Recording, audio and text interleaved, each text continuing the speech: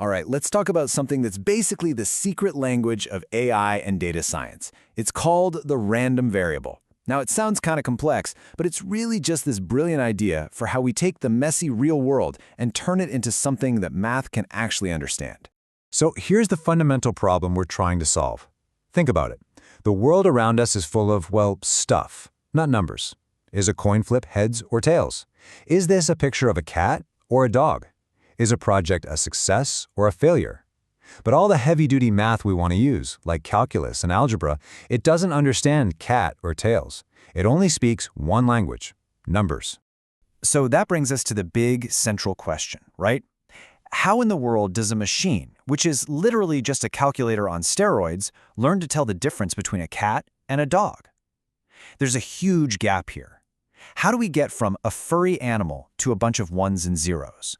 What we need is some kind of bridge, a mathematical bridge to be exact, something that can look at all these real-world outcomes and translate them systematically into numbers that our algorithms can finally get their hands on and work with. Okay, let's make this concrete with a super simple example. Imagine we toss a coin twice. What could happen? Well, you could get heads heads, heads tails, tails heads, or tails tails. That list of everything that can happen is our sample space. But notice, it's all text. You can't exactly plug heads heads into an equation, right? It just doesn't work. And this is where our bridge comes in. It has a name, the random variable. That's the hero of our story today. Now, the formal definition is that it's a function that assigns a numerical value to every possible outcome of an experiment. But really, just think of it as the translator. It's the machine that turns real-world stuff into numbers we can actually analyze. So let's go back to our coin toss. We need to invent a random variable. Let's call it x, because mathematicians love using x. And let's define x to be the number of heads. It's that simple. Now look what happens. Heads heads, well, that's 2 heads, so x is 2. Heads tails and tails heads, both of those have 1 head, so x is 1. And tails tails, that's 0 heads, so x is 0. And boom, just like that, we've crossed the bridge. Our experiment isn't about text anymore. It's about the numbers 0, 1, and 2. Now we're talking math's language. Okay, so now that we have this amazing tool for turning the world into numbers, we pretty quickly discover that these numbers come in 2 main flavors, if you will. And you have to know which flavor you're dealing with, because they each need a totally different set of tools to work with. The 2 flavors are called discrete and continuous. Discrete variables are things you can count, like you can point to them one by one. 1, 2, 3, 4. There are distinct gaps between the values. Continuous variables, on the other hand, are things you have to measure. They can take on any value within a range.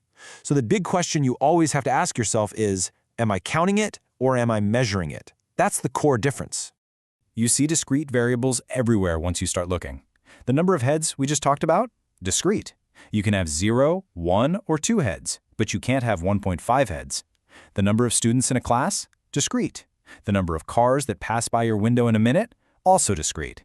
Even those cat or dog labels can be made discrete. We just assign cat to be 0 and dog to be 1. They're separate, countable buckets.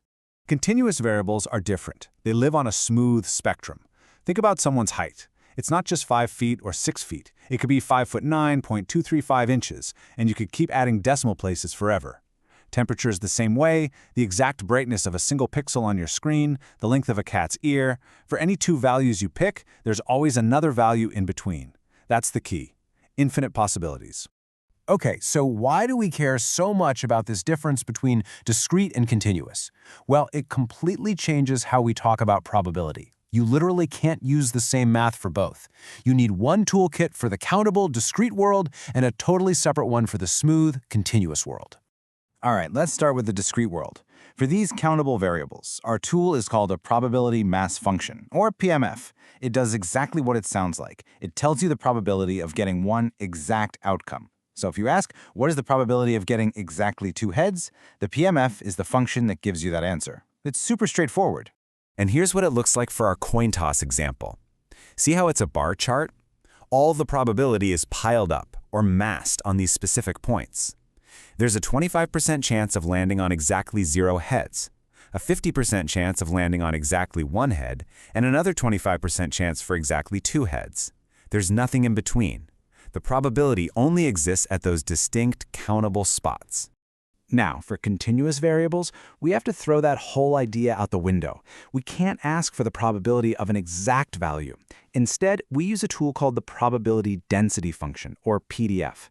With a PDF, the question changes. We don't ask what's the probability of being exactly 6 feet tall. We ask what's the probability of being between 5'11 and 6'1. The probability isn't a point anymore. It's the area under a curve over some range. And this leads to a really weird, kind of mind-bending, but absolutely critical concept. If you ask, what's the probability of a person being exactly 180 centimeters tall? And I mean 180.000 with infinite zeros, the answer is 0. It's practically impossible. Because there are an infinite number of possible heights around it, the chance of hitting any single infinitely precise one is 0. It's a bit of a head-scratcher, but it's fundamental to how continuous probability works. So let's just nail this down. PMF, for discrete, countable things. It gives you the probability of an exact value, and it looks like a bar chart. PDF, for continuous, measurable things. It gives you probability over our range, and it's all about the area under a curve.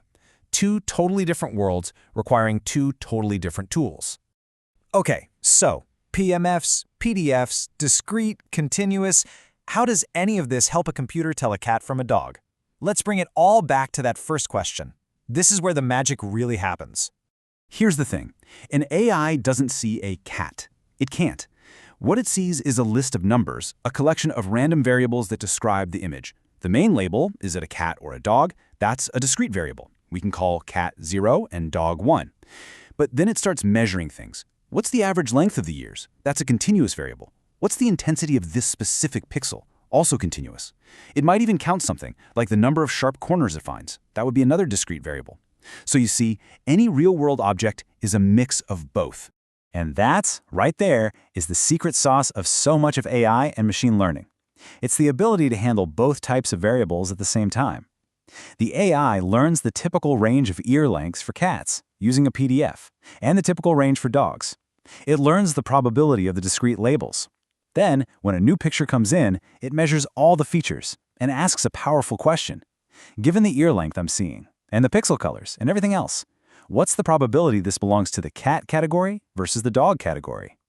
It's all about combining these two different mathematical toolkits. So you see, the random variable isn't just some dusty academic concept. It's the fundamental translator. It's the bridge that lets us turn the rich, complicated, messy world into the cold, hard numbers that make AI work. It's how we turn reality into data. So, I'll leave you with this question. Now that you know the secret language, now that you know how to build that bridge, what other real-world problems could you start translating into the language of math?